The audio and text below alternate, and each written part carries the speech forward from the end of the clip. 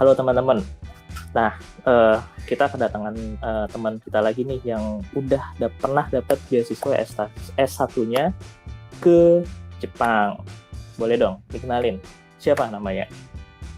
Halo, nama saya Anindya Pradipta. Kebetulan saya kuliah S1 di Jepang dari tahun 2012 sampai 2016. Udah lumayan lama sih. Cuman ya pengen sharing aja sih sama teman-teman gimana waktu itu kuliah di sini, gimana bisa ke Jepang. Dan kebetulan Mas Fajar juga nanya-nanya dan kayaknya asik juga kita bisa ngomongin ini. Kamu tuh kuliahnya di universitas apa sih? Ngambil jurusan apa? Waktu itu kuliahnya di Ritsumeikan Asia Pacific University, atau pendekannya adalah Ritsumeikan APU, jurusannya International Management. Selama kamu kuliah itu dapat beasiswa gak sih? Waktu itu kebetulan dapat beasiswa dari kampusnya, kira-kira seperti itu. Dan untuk living allowance juga dapat dari pemerintah Jepang. Perjuangan Anin sendiri buat mendapatkan studi ke Jepang tuh kayak gimana sih? Jadi pas lagi SMA, waktu itu nggak pengen kuliah di Indonesia, jadi pengen ke luar negeri. Nah, ke luar negeri banyak sebenarnya negara pilihannya. Waktu itu kan ngambilnya jurusan IPA pada saat SMA. Jadi pengennya tadinya jadi engineer. Engineer di mana ya? Kira-kira di Jerman. Pas lagi les bahasa Jerman, ternyata wah susah juga nih bahasa Jerman dan butuh waktu yang lama buat sampai minimum skornya itu loh. Akhirnya kalau misalnya harus terus-terusan les, kuliahnya pasti agak terlambat mikirnya kayak gitu. Jadi cari universitas lainnya lagi yang base-nya bahasa Inggris. Dan mungkin banyak teman-teman yang concern kan, kuliah di Jepang masa pakai bahasa Inggris sih? Banyak yang mikir, gue harus bisa bahasa Jepang gak sih? Kayak gitu kan. Sebenarnya dulu iya. Tahun 2012 itu sangat sedikit universitas yang offer program bahasa Inggris. Dan jurusan-jurusan yang offer program bahasa Inggris itu dikit banget. Salah satunya itu ada Ritsumeikan Asia Pacific University ini. Jadi 2012 ada sekitar maksimum 30 universitas di Jepang yang punya program bahasa Inggris, dan guru-gurunya to be honest untuk yang sekolah negeri waktu itu belum terlalu ready ya mereka. Karena banyak guru-guru orang Jepang kan, kayak gitu. Nah, kebetulan waktu itu apply beberapa universitas di Jepang dan ada yang keterima, ada yang enggak juga. Tapi yang dapat beasiswa kebetulan dari Ritsumeikan APU. Akhirnya bisa ngambil ke sana dan ternyata lumayan juga kesempatannya. Kenapa Anin milih jurusan tadi apa, international management? Management ya, bisnis kayak gitu. Karena tadinya pengen jadi engineer kan, pengen banget kerja jadi desainer. Benar-benar. Desainer mobil. Nah, terus mikir kalau misalnya nggak bisa dapat jurusan teknik atau engineering, waktu itu konsultasi ke beberapa orang, terus mikir katanya gini, ya udahlah nggak apa-apa jurusan international management, tapi nanti pada saat kerja juga bisa cari perusahaan-perusahaan di perusahaan mobil misalnya kayak gitu, dan bisa bekerja dengan engineer kayak gitu.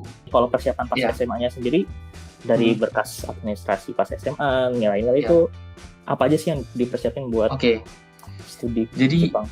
Waktu itu udah niat pengen sekolah di luar negeri itu dari kelas 1 SMA sebenarnya. Terus kelas 2 udah sering pergi-pergi ke education fair, terus ke pameran-pameran pendidikan atau ke kedutaan-kedutaan. Dan udah mulai apply dari kelas 2 sih. Karena kan ada universitas yang penerimaannya itu sebelum kita lulus SMA.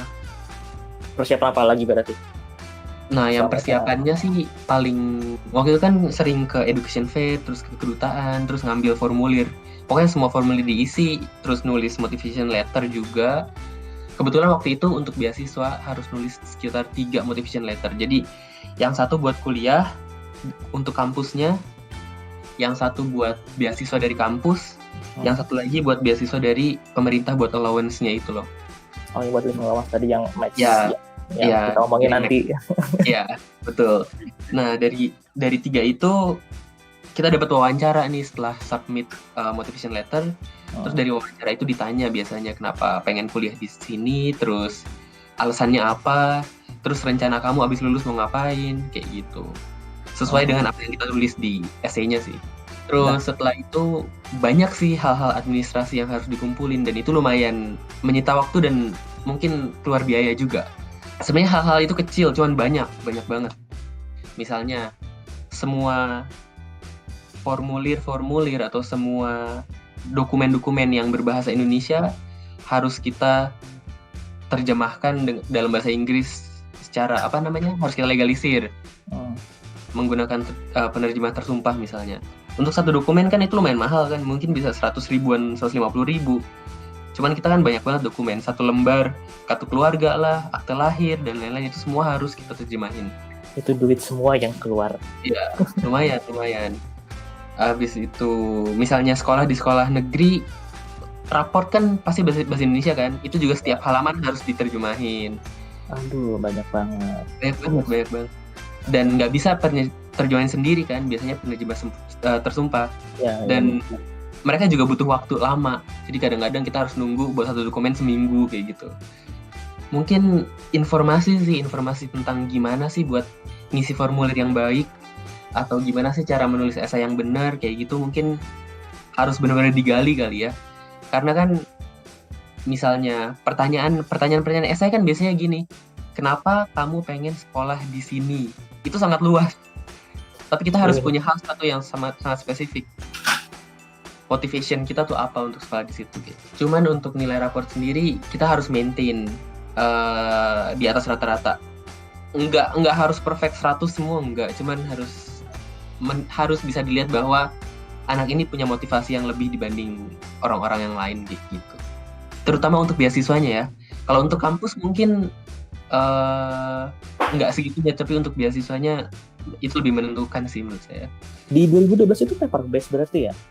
Iya, saya masih semuanya. Wow. Kebetulan si Ritmikang APU itu punya kantor di Indonesia, kantor perwakilan. Oke. Jadi dikirimnya ke kantor perwakilan, nanti kantor perwakilan harus ke sana. Dia kirim ke Jepang. Jadi waktunya panjang. Nih kalau ngomongin beasiswa dari Ritsumaikang, gimana sih skemanya sendiri sampai dapat beasiswa dari kampus? Apa yang didapetin sebagai mahasiswa pada saat itu? Oke. Jadi kebetulan Ritsumaikang APU ini kampusnya cukup internasional, 50% orang Jepang, 50% orang asing, dan emang mereka fokus untuk diversity. Prosedurnya waktu itu pada saat apply beasiswa kayak gimana aja. Jadi biasanya kalau apply kampus itu kita kan apply motivation letter, terus pilih-pilih jurusannya, kayak gitu. Cuman kalau di Ritsumaikang APU sendiri itu sangat terbuka untuk application beasiswa. Pasti ngeliat lah bisa apply beasiswa. Nah di situ mungkin banyak juga orang yang apply beasiswa. Dan kalau misalnya emang motivation letternya benar untuk kampus, untuk beasiswa, dan untuk yang living cost-nya itu benar, ya bisa keterima. Asal motivation letter itu fokus sih, sesuai dengan apa yang kita mau tuju, kayak gitu. Oke. Berarti motivation letter dari segi kontennya pun sama atau beda pada saat ngelamar di Ritsumaikang atau pada saat nge-apply beasiswa? Beda, pertanyaannya beda. Jadi kalau Ritsumaikang, kalau dari kampusnya biasanya ditanya, kenapa kamu pengen kuliah di jurusan ini, kenapa kamu pengen kuliah di kampus ini, kenapa kamu pengen kuliah di Jepang. Biasanya pertanyaannya kayak gitu. Terus yang untuk beasiswanya, biasanya pertanyaannya gini, apa uang dari beasiswa ini akan kamu gunakan untuk apa, kayak gitu biasanya. Terus bagaimana kamu bisa berkontribusi ke negara kamu setelah mendapatkan beasiswa ini? Biasanya kayak gitu sih pertanyaannya. Biasanya kan pertanyaan itu nanti ditanya pas lagi interview kan, ini beneran nggak sih dia yang nulis, beneran nggak sih dia punya motivasi seperti ini kayak gitu. Oke. Berarti dari pada saat kita udah nge-apply untuk kuliah dan beasiswa itu ada seleksi berikutnya, itu interview berarti. Interview. Betul.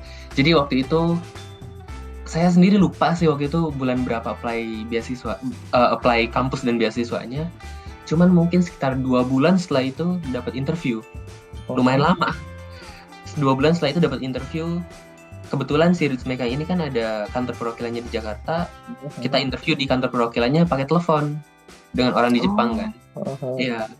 Terus di interview itu ditanya motivasinya sesuai dengan apa yang kita tulis di motivation letter sih. Ditanya kan kenapa mau masuk kampus ini dan lain-lain. Terus ceritain tentang diri kamu, apa yang hobi kamu apa, basic sih. Cuman mungkin dia bisa menilai, oh orang ini kira-kira fokusnya ke sini gitu. Nah, setelah interview nggak lama sih, sekitar mungkin 2-3 minggu dapat pengumuman finalnya. Dikirim surat dari Jepang. seleksinya apakah sama kayak kamu dapat nge-apply buat kuliah atau ada perbedaan seleksi juga?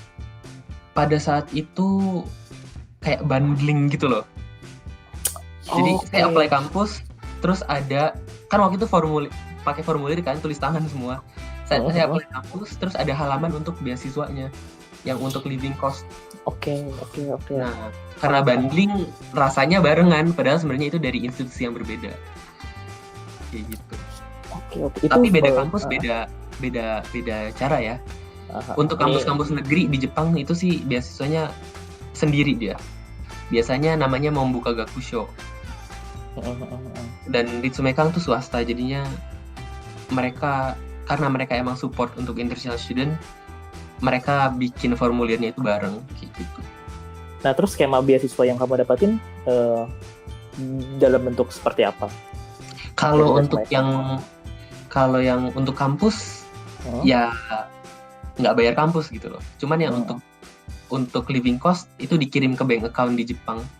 Dari kampus itu memotong seluruhnya tuition fee atau ada berapa persen yang dikurangin? Tergantung orang, tergantung dari hasil interview dan hasil essay dan nilai SMA juga sih. Jadi paling kecil tuh kalau di Ritsumeikan zaman dulu 30, 50, 65, 80 sampai 100% free. Gitu. Saya dapat 80 kebetulan. Jadi 20 masih bayar. Kalau di Jepang kampus negeri 2012 itu sekitar setahun ya, per tahun tuh harganya sekitar 530.000 yen sampai 600.000 yen. Itu per tahun? Per tahun. Kampus negeri. Itu berarti 50-60 jutaan per tahun. Kalau negeri. Kalau swasta itu per tahunnya agak mahal sih sebenarnya, sekitar 1.500.000 yen per tahun. Makanya kalau misalnya ada beasiswa saya nggak berangkat. Cuman enaknya kalau di Jepang itu pas S1 diperbolehkan untuk kerja sampingan sekitar 28 jam per minggu. 28 jam kan lumayan juga tuh. Misalnya 1 jam kita dapat 800 yen, berarti seminggu, let's say 20 jam lah, kita bisa dapat 16.000 yen. 1,6 juta seminggu. Berarti 4 minggu kita bisa dapat sekitar berapa tuh? 16 kali 4, 46 kali 4, 24, 64. Iya. 64.000 yen. Saya juga waktu itu kan apply yang beasiswa dari pemerintah. Jadi per bulan pasti dapat sekitar 49.000 yen. Terus kalau misalnya kerja terus-terusan bisa dapat ya 50.000 yen lah sebulan. Berarti ada sekitar 90.000 yen di tangan. Bahkan rumah itu kan biayanya paling sebulan 30.000 yen. Berarti masih sisa 60.000 yen. Iya, cukup banget. Cukup banget, masih bisa buat makan, bisa macam-macam. Kalau dari beasiswa yang Anin dapetin nih, kita sempat singgung beasiswa yang dapat di semester pertama tuh. Tadi namanya Max ya? Ya. Kayak gimana sih profil beasiswa yang kamu dapetin itu? Itu berarti buat living allowance kan ya? Ya, living allowance dari Max, betul. Jadi Max itu adalah Ministry of Education-nya Jepang. Dia itu dia support untuk student di Jepang, mau dia Japanese atau international student. Dan itu sebenarnya apply sendiri. Jadi yang bundling itu tuh Max. Tapi kalau misalnya udah 6 bulan tinggal di Jepang, itu kita harus perpanjang apply sendiri. Kayak gitu. Apply-nya sama sih, nulis essay kayak gitu. Dan itu kamu perpanjang terus nggak? Apa di semester 1 aja? Iya, diperpanjang. Sempet nggak lulus sih, sempet beberapa semester nggak lulus, cuman bisa lagi sih. Jadi misalnya tahun pertama bahasa Jepangnya simple, terus nanti udah tahun kedua harus lebih susah lagi gitu loh esainya. Dan esai pakai bahasa Jepang? Iya, kalau udah nyampe Jepang esainya harus bahasa Jepang. Itu dia yang bikin gak lulus waktu itu. Dulu masih tulis tangan. Gila, pegel banget lo tulis tangan loh. Iya. Dan kalau di Jepang kan nggak boleh pakai tip X, nggak boleh dicoret kan. Jadi kalau salah harus tulis dari awal lagi. Serius? Iya. Makanya. Gila, perjuangan banget loh. Itu waktu itu rame-rame sih sama orang. bareng-bareng, kita nulis apa ya kayak gitu. Aduh gila, udah perjuangan gak boleh dihapus, Iya, nulisnya bareng-bareng, iya. berasa banget. Beasiswa ayah bunda masih bisa kok nggak? Sedikit untuk bayar kampusnya waktu itu. Yang 20% itu ya? 20%-nya itu. Ya, 20%. Oh itu Cuman 20% itu juga itu masih berjalan? Maksudnya dari masih awal berjalan sampai akhir tuh sampai akhir. 80%? Sampai akhir. Cuman karena kerja paruh waktu juga itu masih nggak nyampe 20% sih dibantunya. Jadi dengan uang hasil kerja paruh waktu bayar kampus sedikit-sedikit bisa sih. Oke. Nih, pertanyaan terakhir. Iya.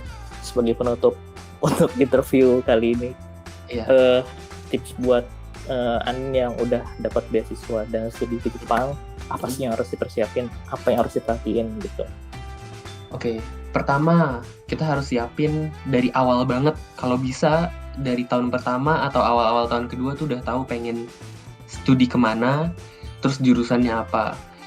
Nah, kalau misalnya kita udah tahu pengen studi kemana, jurusannya apa, kita bisa fokus untuk nyiapin motivation letternya. Karena kan tiap jurusan, tiap kampus minta motivation letternya beda kadang-kadang. Dan di situ kita harus bisa siapin semuanya.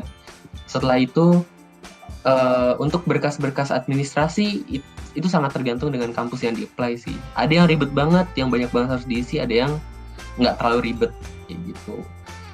Terus untuk mental juga mungkin harus dipersiapkan, karena yang tadinya tinggal sama orang tua, banyak teman-teman yang bahasanya sama, terus tiba-tiba harus pergi ke sana. Ada yang stres, gue kok kayaknya nggak bisa main, cuman sendirian, nggak ada orang tua, kayak gitu. Cuman tenang aja sih. Sekarang kan udah ada internet, udah komunikasi udah gampang, jadi kalau udah nyampe di sana sih pasti bisa bergaul dengan yang lain dan terus-terusan bisa kontak dengan orang-orang di Indonesia. Oke, Rin. Ya. Kalian sudah kelar. Makasih banyak. Makasih banyak. Jadi kalau boleh nanya bisa kontak ke mana nih? Mungkin ke Instagram atau kemana gitu yang Instagram mungkin lebih oke sih. Nanti di WA Instagramnya. Boleh. Nanti akan aku kasih juga di videonya. Jadi terima kasih banyak. Arigatou gozaimasu. Terima kasih banyak. Stay safe di sana. Semoga wawancara semoga makin sukses. Amin. Terima kasih. Selamat berlebaran. Taqabbalallahu minna wa minkum. Taqabbalallahu minna wa minkum. Selamat juga hari Minggu ya. Oh iya, selamat hari Minggu. Innalillahi wa inna ilaihi raji'un. Terima kasih, Nin. Ya, terima kasih.